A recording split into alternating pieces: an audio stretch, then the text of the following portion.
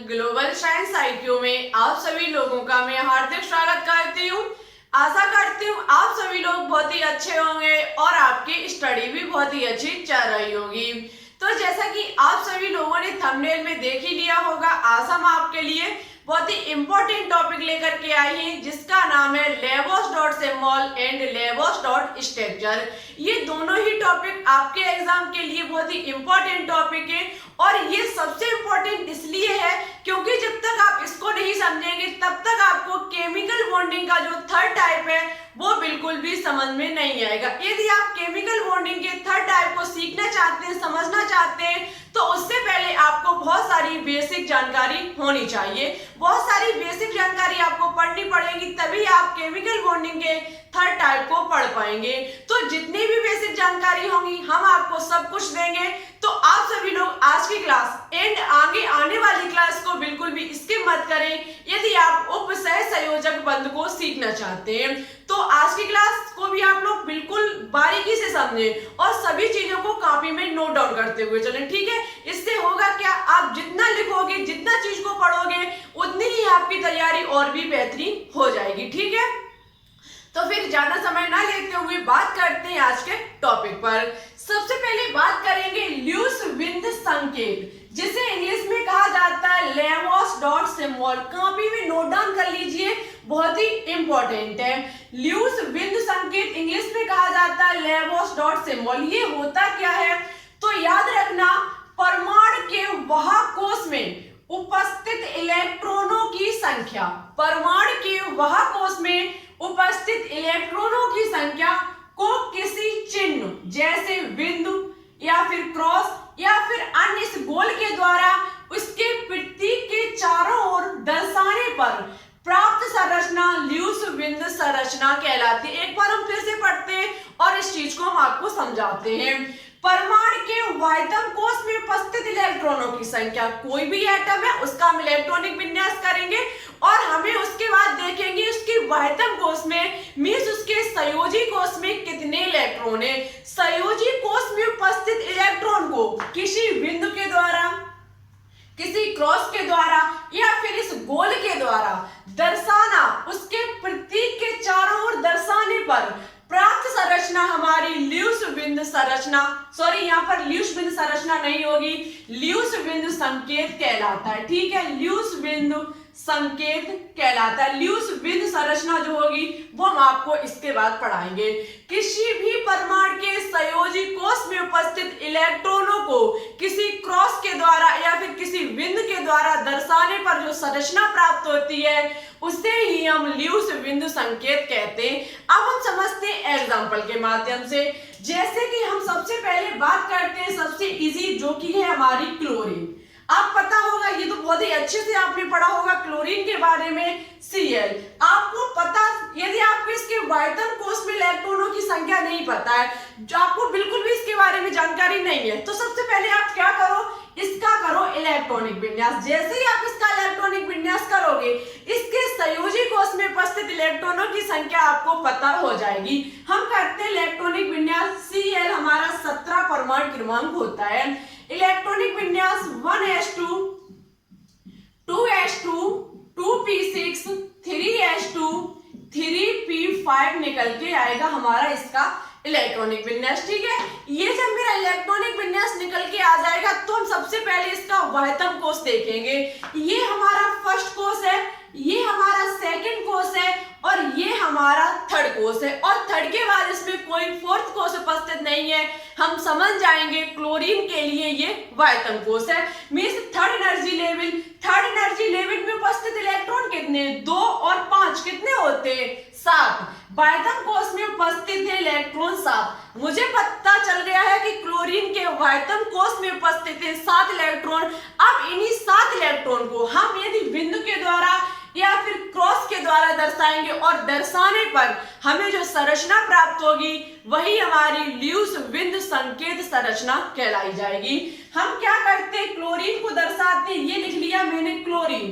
Chlorine के चारों तरफ, याद रखना, क्लोरीन के चारों तरफ हम दर्शाएंगे 7 इलेक्ट्रॉनों को। अब 7 इलेक्ट्रॉन को दर्शाने के लिए आपको पता होगा सबसे पहले किसी भी एटम के चारों तरफ पे यदि हम इलेक्ट्रॉन को रखेंगे तो 4 इलेक्ट्रॉन रख पाएंगे। फर्स्ट इलेक्ट्रॉन, ये हमारा सेकंड इलेक्ट्रॉन, ये हमारा थर्ड इलेक्ट्रॉन, अब ये हमारा फोर्थ इलेक्ट्रॉन। मुझे रखने कितने? 7 इलेक्ट्रॉन, 4 इलेक्ट्रॉन हमने भर दिए। जब हम 4 इलेक्ट्रॉन को भर देंगे, इलेक्ट्रॉन शेष बचते हैं, तो हम उनका जोड़ा बनाना शुरू करते हैं। 4, इसके बाद ये हमारा 5, ये हमारा 6, ये हमारा 7। ठीक है, अब एक इलेक्ट्रॉन हमारा कैसा है? अनपेयर। कितना कैसा है? अनपेयर मींस अयुग्मित है। ठीक है, और सभी इलेक्ट्रॉन जो है वो कैसे हैं? युग्मित है, जबकि एक इलेक्ट्रॉन हमारा अयुग्मित है। यही कहा जाएगा लेबोस डॉट सिंबल। क्लोरीन का लेबोस डॉट सिंबल ये बनके तैयार हो गया। इसी प्रकार से हम और की भी निकाल सकते हैं। जैसे कि बात करते हैं, किसी उदाहरण को आप ले सकते हैं, ऑक्सीजन को ले लीजिए। जैसे कि ऑक्सीजन, आपको पता होगा इसके वायतम कोश में उपस्थित होते हैं 6 इलेक्ट्रॉन। इसके वायतम कोश जिसे संयोजी कोश कहा जाता है, इसके में उपस्थित होते हैं 6 इलेक्ट्रॉन। 6 इलेक्ट्रॉन को हम कैसे दर्शाएंगे? तो वो हमारा ये बन गया ऑक्सीजन। इसको सबसे पहले हम फर्स्ट इलेक्ट्रॉन, उसके बाद सेकंड इलेक्ट्रॉन, थर्ड इलेक्ट्रॉन, उसके बाद हमारा फोर्थ इलेक्ट्रॉन। इलेक्ट्रॉन शेष बच रही है, हम इनका जोड़ा बनाना शुरू करेंगे। 5 इलेक्ट्रॉन एंड 6 इलेक्ट्रॉन। ठीक है, 2 इलेक्ट्रॉन कैसे? अनपेयर। अब ये पेयर कब करेंगे? जब ये किसी दूसरे एलिमेंट के साथ क्या करेंगे? इलेक्ट्रॉन का या तो आदान प्रदान करेंगे या फिर साझेदारी करेंगे। आयनिक बंध भी हो सकता है और हमारा सहसंयोजी बंध भी हो सकता है। आप समझ सकते हैं, ऑक्सीजन हमारी एक धातु है, या तो ये किसी धातु के साथ करे क्रिया, ठीक है, या तो फिर ये धातु के साथ क्रिया करे, तब हमारा इसका जाकर के कहीं अष्टक पूर्ण होगा। ठीक है, वो तो दूसरी चीजें हैं। आप पता है आपको O2 का निर्माण ये कर सकता है, 20 धातु मिलकर के आप क्या होगा? साझेदारी कर लेंगे इलेक्ट्रॉन का, इसका अष्टक पूर्ण हो जाएगा। इसी प्रकार से हम अन्य एग्जांपल भी समझ सकते हैं। जैसे कि आपका हुआ Mg, मैग्नीशियम। मैग्नीशियम हमारा होता है 12। इसका इलेक्ट्रॉनिक विन्यास आप करेंगे तो इलेक्ट्रॉनिक विन्यास निकल के आएगा 2,8,2। यही तो निकल के आएगा। अब इसके वायतम कोश में उपस्थित इलेक्ट्रॉन कितने हैं? 2। हम इसे क्या करेंगे? लेबोस डॉट सिंबल के आधार पर संरचना बनाएंगे। मींस इसके जो संयोजी कोश में उपस्थित इलेक्ट्रॉन है, इन्हें हम संकेत के माध्यम से दर्शाएंगे। संकेत किस प्रकार से? Mg के वायतम कोश में इलेक्ट्रॉन उपस्थित है 1 और 2। ठीक है, ये इसका लेबोस डॉट सिंबल बनके तैयार हो गया। आई होप आपको समझ में आ चुका होगा। मन में किसी भी प्रकार का डाउट हो आप कमेंट कर देना, हम आपको नेक्स्ट क्लास में समझाने की पूरी कोशिश करेंगे। यदि आप लेबोस डॉट सिंबल को समझना चाहते हैं तो आपको इलेक्ट्रॉनिक विन्यास आना चाहिए। जब तक आप इलेक्ट्रॉनिक विन्यास नहीं जानते तब तक आपको लेबोस डॉट सिंबल बिल्कुल भी समझ में नहीं आएगा, क्योंकि यदि आपको इलेक्ट्रॉनिक विन्यास पता नहीं है तो आप उसकी बैलेंसी जो इलेक्ट्रॉन होंगे, बैलेंस इलेक्ट्रॉन, कहने का मतलब है संयोजी कोश में उपस्थित इलेक्ट्रॉन को कहा जाता है बैलेंस इलेक्ट्रॉन।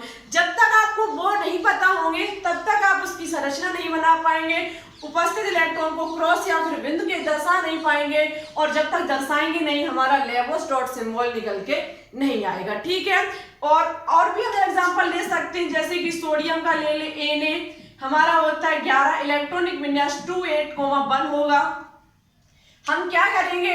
इसमें क्या करेंगे? Na में ये 1 इलेक्ट्रॉन जो संयोजी कोश में उपस्थित इलेक्ट्रॉन है उसको दर्शाएंगे, तो हम किसी क्रॉस के माध्यम से भी दर्शा सकते हैं, इस प्रकार से भी दर्शा सकते हैं, या फिर हम इसे इस प्रकार से भी दर्शा सकते हैं। ठीक है, कोई भी आप एक जगह चुन लीजिए, चाहे ये क्रॉस या फिर ये बिंदु। ठीक है, जो आपको सरल लगे वही आप चुन लीजिए।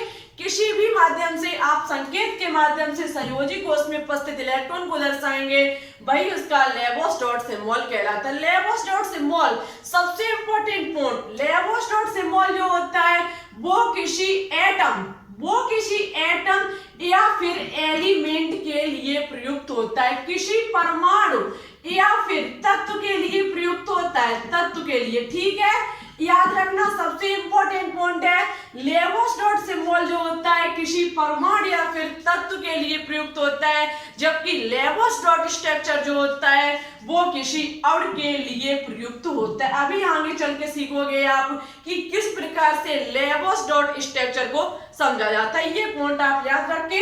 यदि लेबोस डॉट आपको पता है मैग्नीशियम एक तत्व जिसे परमाणु कहा जाता है, सोडियम एक तत्व जिसे परमाणु कह सकते सकते हैं। मैग्नीशियम कोई भी आप ले लीजिए, 118 एलिमेंट को आप किसी में से ले लीजिए, उनका यदि आप लेबोस डॉट सिंबल निकालेंगे तो वो हमारा एक तत्व होगा, और लेबोस डॉट सिंबल जो है वो किसी तत्व या फिर परमाणु का ही बनाया जा सकता है। यदि आप किसी अणु का बनाएंगे तो वो हमारा लेबोस डॉट स्ट्रक्चर कहलाएगा। किस प्रकार से बनाएंगे आगे चल के सीखते हैं, ठीक है। तो बात करते हैं लेबोस डॉट स्ट्रक्चर पर।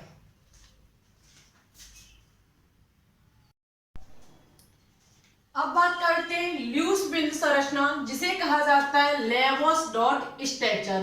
देखो बहुत ही इंपॉर्टेंट है, एक तरफ हमने पॉइंट को लिखा हुआ है और एक तरफ हम फिर आपको एग्जांपल से समझाते हुए चलेंगे। लेबोस डॉट स्ट्रक्चर बहुत ही ध्यान से समझना और मेरे साथ कॉपी में नोट डाउन करते हुए चलें। जैसे जैसे हम चीजों को बताते चले आप वैसे वैसे अपनी कॉपी में नोट डाउन करते हुए चलें, ठीक है। जैसे कि हम सबसे पहले फर्स्ट पॉइंट को पढ़ेंगे, लिखा हुआ है कि अणु में सभी परमाणु में उपस्थित संयोजी इलेक्ट्रॉन की कुल संख्या ज्ञात करना। सबसे पहले याद रखना जो लेबोस डॉट स्ट्रक्चर है वो अणु के लिए प्रयुक्त होता है, ठीक है। किसी अणु के लिए ये प्रयुक्त होता है। हम यहाँ पर कोई एक अणु लेते हैं, ठीक है। जैसे कि मैंने अणु ले लिया N2O2, ठीक है। एग्जाम्पल के तौर पर हमने एक अणु ले लिया N2O2, हम इसका बनाएंगे लेबोस डॉट स्ट्रक्चर। सबसे पहले पॉइंट कह रहा है कि अणु में सभी परमाणु में उपस्थित संयोजी इलेक्ट्रॉन की कुल संख्या को ज्ञात करेंगे।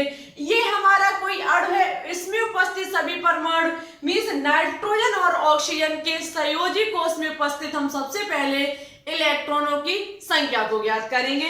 हम इलेक्ट्रॉन की संख्या को ज्ञात करेंगे तो याद रखना यहाँ पर टोटल वैलेंस इलेक्ट्रॉन जो होंगे, टोटल वैलेंस इलेक्ट्रॉन की संख्या जो होगी वो आपको पता है नाइट्रोजन के वायतन कोष में 5 इलेक्ट्रॉन उपस्थित होते हैं तो 2 into 5 हो जाएगा, प्लस ऑक्सीजन के वायतन कोष में 6 इलेक्ट्रॉन होते हैं तो 2 into 6 हो जाएगा, क्योंकि दोनों के दो दो यहाँ पर परमाणु लगे हुए हैं।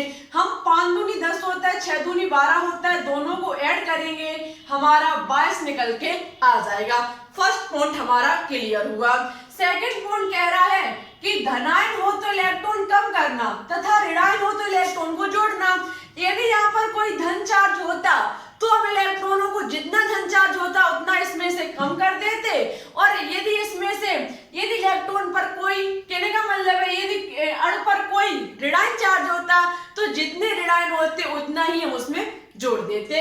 लेकिन यहाँ पर ऐसा अणु में कुछ भी नहीं है, ठीक है। ये पॉइंट को हम अभी छोड़ते हैं फिलहाल।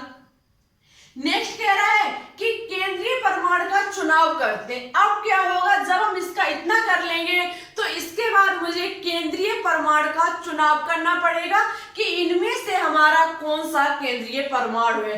तो हम आपको एग्जांपल देते हैं, जैसे कि हमारा एग्जांपल हम ले सकते हैं CO2। याद रखना यदि इसमें हमें चुनाव करने के लिए कह दिया जाए कि हमारा कौन सा केंद्रीय परमाणु होगा तो इसका सबसे सरल तरीका होता है कि जिस परमाणु के जिस एलिमेंट के परमाणुओं की संख्या कम हो वही हमारा केंद्रीय परमाणु होगा। जैसे यहाँ पर ऑक्सीजन के 2 अणु हैं और दो परमाणु हैं जबकि कार्बन के 1 है, तो कार्बन हमारा क्या होगा केंद्रीय परमाणु और ऑक्सीजन हमारे इसके चारों तरफ लग जाएंगे, ठीक है। जबकि यहाँ पर बात की जाए तो नाइट्रोजन और ऑक्सीजन दोनों हमारे बराबर है, तो हम किसे केंद्रीय परमाणु मानेंगे। तो एक पॉइंट लिखा हुआ है कि जिसकी विद्युत ऋणात्मकता कम होती है, जिसकी विद्युत ऋणात्मकता कम होती है हम उसे केंद्रीय परमाणु मान लेते हैं यदि बराबर संख्या में परमाणु दोनों तत्व के उपस्थित हैं। तो यहाँ पर नाइट्रोजन की ऑक्सीजन के हिसाब से विद्युत ऋणात्मकता कम होगी तो हम नाइट्रोजन को मान लेंगे केंद्रीय परमाणु। क्या मान लेंगे, केंद्रीय परमाणु, ठीक है। 2 नाइट्रोजन है, दोनों को हम बीच में रख देते हैं। उसके बाद कह रहा है पॉइंट कि केंद्रीय परमाणु को मध्य में रखते हैं और चारों तरफ अन्य परमाणु को रखते हैं। हम क्या करेंगे, केंद्रीय परमाणु का जब हमने चुनाव कर लिया तो केंद्रीय परमाणु को हम बीच में रखेंगे और अन्य जो तत्व हैं, अन्य जो परमाणु हैं उनको हम उसके चारों तरफ रख देंगे। हमने दोनों केंद्रीय परमाणु को बीच में रख लिया, दोनों परमाणु को केंद्र में रख लिया और ऑक्सीजन को इसके चारों तरफ रख दिया। ठीक है, हम कहीं भी रख सकते हैं, यहाँ रख सकते हैं, यहाँ रख सकते हैं, ठीक, कहीं भी रख सकते हैं। उसके बाद सभी परमाणु को एकल बंध से जोड़ देते हैं। क्वेश्चन के आगे पॉइंट कह रहा है कि सभी परमाणु को हम एकल बंध से जोड़ देते हैं। हमने एकल बंध से सभी परमाणु को जोड़ दिया। आगे पॉइंट कह रहा है कि इलेक्ट्रॉन को इस प्रकार डॉट के रूप में दर्शाते हैं कि उनका अष्टक पूर्ण हो जाए। ये बात थोड़े आपके लिए हैवी हो सकती है कि इस प्रकार डॉट के रूप में दर्शाते हैं कि उनका अष्टक पूर्ण हो जाए। अब मुझे इलेक्ट्रॉनों को दर्शाना पड़ेगा डॉट के रूप में, जो कि थोड़ा कहने का मतलब हार्ड काम हो सकता है किसी बच्चों के लिए, तो हम आपके लिए इजी करते हैं। हमने सबसे पहले क्या किया कि संयोजी कोष में उपस्थित इलेक्ट्रॉनों की संख्या निकाली। जितने अणु में उपस्थित जितने परमाणु थे, हमने उनकी इलेक्ट्रॉनों की संख्या निकाल ली। उसके बाद हमने क्या किया कि धनायन होता तो हम उतना कम कर देते, ऋणायन होता तो उतना हम जोड़ देते, लेकिन इसमें ऐसा कुछ भी उपस्थित नहीं है। उसके बाद पॉइंट ने कहा कि केंद्रीय परमाणु का चुनाव करते, हमने केंद्रीय परमाणु का चुनाव कर लिया। इसमें नाइट्रोजन की विद्युदात्मकता कम होती है तो ये हमारा केंद्र में रहेगा, और अन्य परमाणु जो होंगे वो इसके चारों तरफ रख दिए जाएंगे। हमारे 2 ऑक्सीजन के परमाणु थे, हमने इसके दोनों तरफ रख दिए। ठीक है, उसके बाद पॉइंट ने कहा कि इन्हें एकल बंध के द्वारा जोड़ दीजिए, हमने जोड़ दिए। अब लास्ट पॉइंट कहता है कि हम इलेक्ट्रॉनों को इस डॉट के रूप में इस प्रकार से दर्शाएं कि इनके अष्टक पूर्ण हो जाए। अब आप समझ सकते हैं सबसे पहले अब कौन से इलेक्ट्रॉनों को, तो याद रखना जो हमने टोटल बैलेंस इलेक्ट्रॉन दर्शाए इनको आपको डॉट के रूप में यहाँ पर दर्शाना पड़ेगा। सबसे पहले इसमें कुछ पहले से इलेक्ट्रॉन है कि नहीं है, आप समझ सकते हैं। सिंगल बॉन्ड, ये हमारा सिंगल बॉन्ड रहा, इसमें एक कोर पर एक इलेक्ट्रॉन होता है, एक कोर पर एक इलेक्ट्रॉन होता है। आप समझ सकते हैं 1 2 3 4 5 6 हमारे 6 इलेक्ट्रॉन इसमें पहले से लगे हुए हैं, क्योंकि यहाँ पर हमने एकल बंध से सभी परमाणु को जोड़ दिया और एकल बंध में उपस्थित होते हैं 2 इलेक्ट्रॉन। ठीक है, हमारे बहुत ही इंपॉर्टेंट बात है ये, बहुत ध्यान से सुनना। आप समझ सकते हैं कि दोनों किनारे पर क्या उपस्थित है, इलेक्ट्रॉन। ठीक है, 1 2 3 4 5 6 इलेक्ट्रॉन हमारे भर चुके हैं, मुझे भरने गिरते हैं 22। अब हमारे जब 6 हो गए, आपको पता है इलेक्ट्रॉन चारों तरफ, सबसे पहले किसी भी परमाणु के चारों तरफ हम 4 इलेक्ट्रॉन को लगा सकते हैं, बचते हैं तो उनका हम जोड़ा बनाते हैं। समझ सकते हैं ये हमारे 6, इसके बाद 7 8 9 10 11 12 13 14 15 16 हमारे 16 इलेक्ट्रॉन भर चुके। हम इनका अब बनाएंगे जोड़ा। 16 के बाद हमारा सबसे पहले 17, उसके बाद 18, उसके बाद 19 और उसके बाद हमारा ये हो गया 20। इतना हो चुका। अब हमारे 2 बचे, हम इसका जोड़ा बनाएंगे 21, ये हमारा रहा 22। 22 इलेक्ट्रॉन हमारे अब हो गए कैसे, 22 इलेक्ट्रॉन हमने इसमें भर दिए, डॉट के माध्यम से दर्शा दिए। इतना कर लिया। अब हम देखेंगे क्या नाइट्रोजन और ऑक्सीजन का अष्टक पूर्ण हो गया। हम गिनेंगे 1 इस ऑक्सीजन के 1 2 3 4 5 6 7, इसके 7 इलेक्ट्रॉन, 1 2 3 4 5 6, इसके ओनली 6 इलेक्ट्रॉन, इसके भी 6 और इसके 7। मींस अभी नाइट्रोजन और ऑक्सीजन के वायतम कोष में 8 इलेक्ट्रॉन पूर्ण नहीं हुए। जब ऐसा नहीं होता है तो जो अनपेयर इलेक्ट्रॉन है उनको हम जोड़ देते हैं, उनमें इलेक्ट्रॉनों की साझेदारी करा देते हैं। ये इलेक्ट्रॉन जो होगा वो इसके साथ साझेदारी कर लेगा और ये इलेक्ट्रॉन जो होगा वो इसके साथ साझेदारी कर लेगा। आप समझ सकते हैं, देखना 1 2 3 4 5 6 7 8, इसमें 8 इलेक्ट्रॉन पूरे, नाइट्रोजन में 1 2 3 4 5 6 7 8, इसके भी पूर्ण, इसके भी और इसके भी। हमारे नाइट्रोजन ऑक्सीजन का अष्टक पूर्ण हो गया। यही हमारा कहलाएगा लेबोस डॉट स्ट्रक्चर। यदि हम इन बॉन्ड को हटा करके स्ट्रक्चर, इन बॉन्ड को हटा करके भी हम इसमें ओनली डॉट ही डॉट रखना चाहते हैं तो हम कुछ इस प्रकार से कर सकते हैं, ONNO। देखना किस प्रकार से, ये हमारा 2 इलेक्ट्रॉन ऊपर, ये 2 इलेक्ट्रॉन, उसके बाद ये 2 इलेक्ट्रॉन। ठीक है, ये 2 इलेक्ट्रॉन, उसके बाद ये 2 इलेक्ट्रॉन। ठीक है, ये 2 इलेक्ट्रॉन आप समझ सकते हैं, ये इसके साथ साझेदारी करेगा।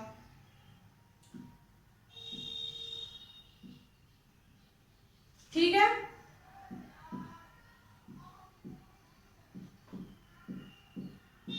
ठीक है, ये इलेक्ट्रॉन इसका भी होगा और इसका भी होगा, ये बात आप याद रखें। ठीक है, इस प्रकार से हमारा बनके तैयार हो जाएगा। यदि हम डबल बॉन्ड से दर्शाना चाहें तो इस प्रकार से दर्शा सकते NO। जो हमारा O लगा हुआ है वो किससे जुड़ा हुआ है? डबल बॉन्ड से। किस प्रकार से जुड़ा हुआ है? डबल बॉन्ड से, और इसके बाद सिंगल बॉन्ड, और इसके मध्य क्या है? Double bond. हम अन्य एग्जांपल भी ले सकते हैं, चलो और एग्जांपल लेते हैं, एक दो एग्जांपल के माध्यम से और से समझ सकते हैं। जैसे कि हम कोई एक दूसरा उदाहरण ले ले इसका, जैसे कि हम ले ले HCl। हमने एग्जांपल के तौर पर लिया HCl, हमने HCl लिया, HCl लिया तो हम सबसे पहले इसमें क्या करेंगे?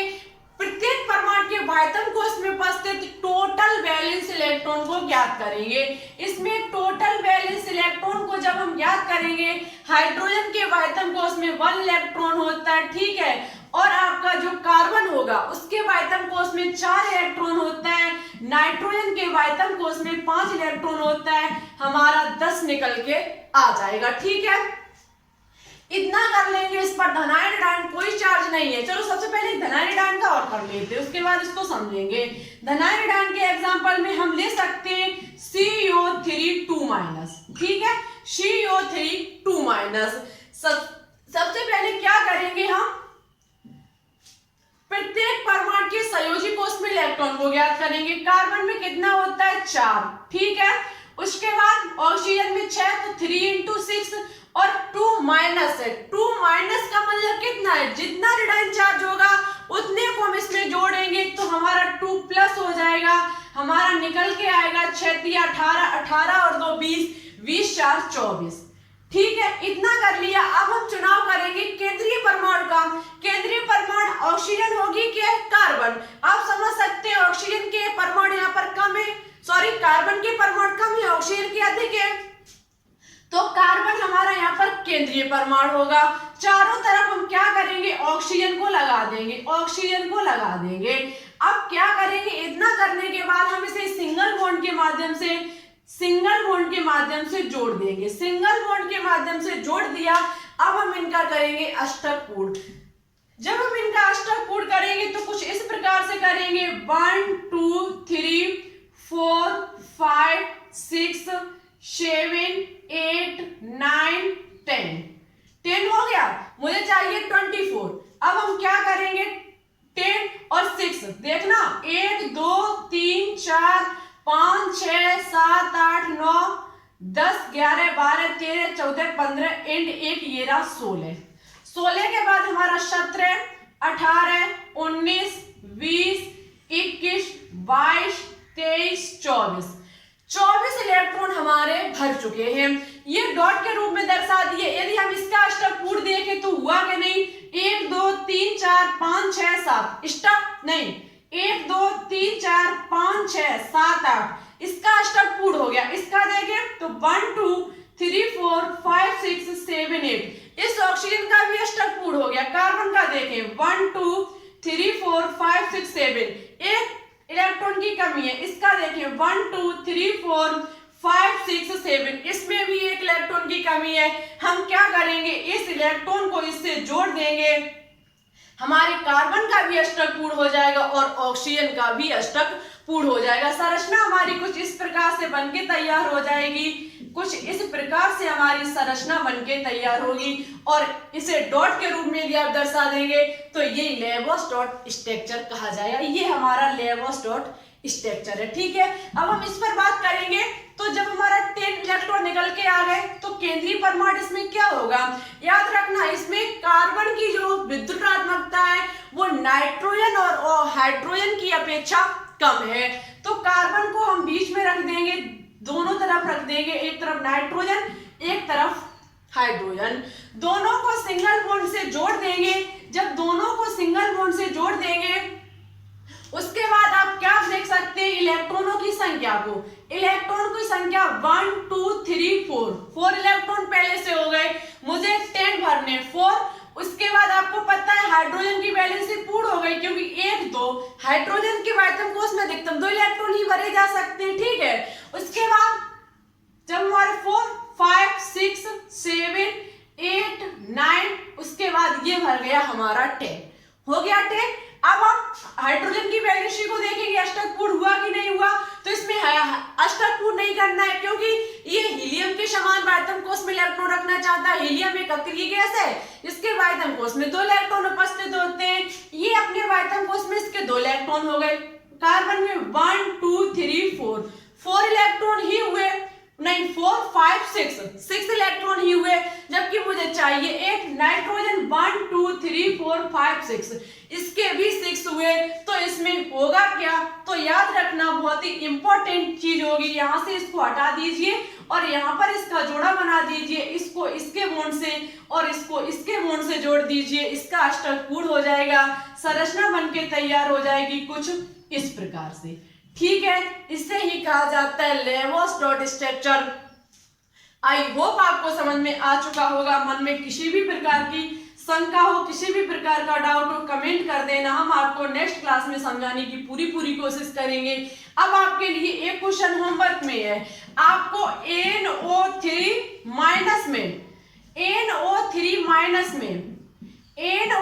माइनस में टोटल वैलेंस इलेक्ट्रॉन ज्ञात करके कमेंट बॉक्स में कमेंट करके बताने होंगे, और आपको बताने होंगे किसके, CaH2 के। इन दोनों के टोटल वैलेंस इलेक्ट्रॉनों की संख्या कितनी निकल के आएगी, आपको हमारे कमेंट बॉक्स में कमेंट करके बताने होंगे। सबसे पहले इसकी पिछली क्लास 45 में जो हमने क्वेश्चन होमवर्क में दिए था, उनका जो आंसर दिया, सबसे पहले उन बच्चों के नाम लेते हैं हम। आंसर दिया है हर्षित मिश्रा ने, आलोक कुमार, पूजा शर्मा और अनुराधा मौर्य। इन बच्चों ने बिल्कुल सही और अच्छे से दिए, थैंक यू। आप ऐसे ही कोशिश करते रहिए, आपका सिलेक्शन जरूर हो जाएगा। ये टॉपिक की क्लास आपके कहने पर ही लेकर के आई है, क्योंकि मैंने बोला था यदि 10+ स्टूडेंट का कमेंट आएगा तो ही टॉपिक वाली क्लास को कंटिन्यू किया जाएगा, अन्यथा वहीं पर विराम कर दिया जाएगा। बहुत सारे बच्चों के कमेंट आए कि टॉपिक वाली क्लास को प्लीज स्टार्ट कर दीजिए, तो इसलिए ये लेकर के आई हैं। देखते आज की क्लास को कितने बच्चे देखते हैं, कितने कमेंट करते हैं, कितनी वीडियो को आप सभी लोग सपोर्ट करते हैं। देखो थोड़ा सपोर्ट कीजिए, जितना अधिक आप सपोर्ट करेंगे हम आपके लिए उतना ही अच्छे से अच्छा कंटेंट लाने की पूरी कोशिश करेंगे। आप समझ सकते हैं गर्मी के मौसम में आपके लिए हम लगातार बोर्ड पर वीडियो बना रहे हैं, तो ये बहुत कठिन काम है, क्योंकि एक बंद रूम में हम वीडियो बनाते हैं जिसमें शायद है बहुत गर्मी भी लगती है, ठीक है। तो थोड़ा सपोर्ट कीजिए, सपोर्ट करोगे, प्यार दिखाओगे इस चैनल को, तो हम आपके लिए उतना ही अच्छे कंटेंट लाने की कोशिश करेंगे। तो आज की वीडियो कैसी लगी, और प्लस जो क्वेश्चन होमवर्क में दिए, दोनों ही बातों के आज कमेंट बॉक्स में कमेंट करके जरूर बताएं। अच्छी लगे तो लाइक एंड दोस्तों के साथ शेयर करना बिल्कुल भी ना भूलें। हमारे चैनल पर न्यू हो तो प्लीज इसे सब्सक्राइब करके ऑल पर क्लिक कर ले। इससे होगा क्या, मेरी आने वाली वीडियो जो भी होगी तुरंत आपके पास उनका नोटिफिकेशन पहुंच जाएगा और आपको वीडियो का इंतजार नहीं करना पड़ेगा। तो फिर ठीक है, चलते हैं। आज के लिए बस इतना ही। क्लास कैसी लगी, लेवोस डॉट स्ट्रक्चर और लेवोस डॉट सिंबल आपको समझ में आया या नहीं आया, इसका आज रिप्लाई कमेंट बॉक्स में आप जरूर दे। देखते हैं कितने बच्चों को समझ में आया है, ठीक है। तो फिर चलते हैं। Thanks for watching this video. जय हिंद, जय भारत, ऑल द बेस्ट।